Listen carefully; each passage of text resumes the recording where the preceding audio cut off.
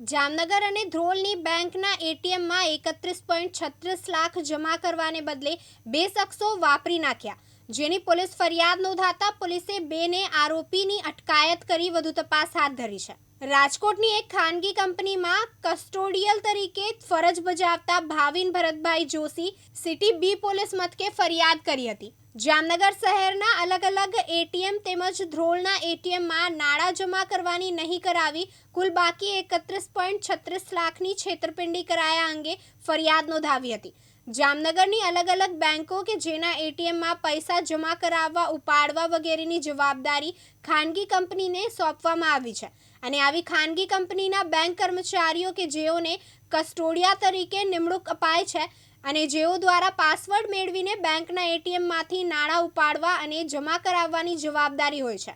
બંને આરોપીઓ પ્રકાશ કે જે જામનગર શહેરના લીમડા લઈને રણજીત સાગર રોડ સાધના કોલોની સામે આવેલી એસબીઆઈની કચેરી નવાગામ ઘેડમાં આવેલી અને દરેડની બ્રાન્ચ સોસાયટીમાં છેલ્લા કેટલાક સમયગાળા દરમિયાન રૂપિયા 31.36 લાખની રકમ જમા નહીં કરાવી પોતાના અંગત ઉપયોગમાં વાપરી હતી. પોલીસે બંને આરોપીઓ સામે વિશ્વાસઘાત તેમજ છેતરપિંડી અંગેની ફરિયાદ નોંધાવી છે અને બંને આરોપીઓની અટકાયત કરી સમગ્ર મામલે વધુ તપાસ શરૂ કરી છે.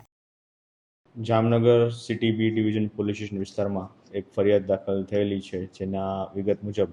જે એટીએમમાં પૈસા ભરવા બાબતની ખાનગી કંપની જેની પાસે કસ્ટોડિયન રહેતા હોય છે એ કંપની દ્વારા ફરિયાદ આપવામાં આવેલી છે અને જેમાં જે વ્યક્તિ એટલે કે કસ્ટોડિયનને અલગ અલગ રૂટ ઉપરના એટીએમમાં પૈસા લેવા મૂકવા બાબતનું જેને ઓથોરાઇઝેશન મળેલું હોય છે, આ કસ્ટોડિયન દ્વારા જે અલગ અલગ 6 જેટલા એટીએમમાંથી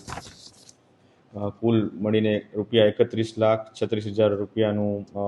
એટીએમ પરમાં પૈસા ભરતા પહેલાં અથવા તો ત્યારબાદ પછી પાછળથી કાઢી લેવામાં આવેલા હોવાની ફરિયાદ, જેમાં ભારતીય ન્યાય સંહિતાની કલમ 316(3), 316(5) અને 61(2) મુજબની ફરિયાદ દાખલ કરવામાં આવેલી છે અને આ ફરિયાદની અંતર્ગત કુલ 2 આરોપી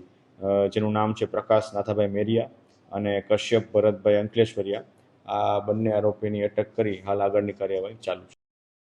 અનિલ ગોહિલ, દિવ્યાંગ ન્યૂઝ, જામનગર.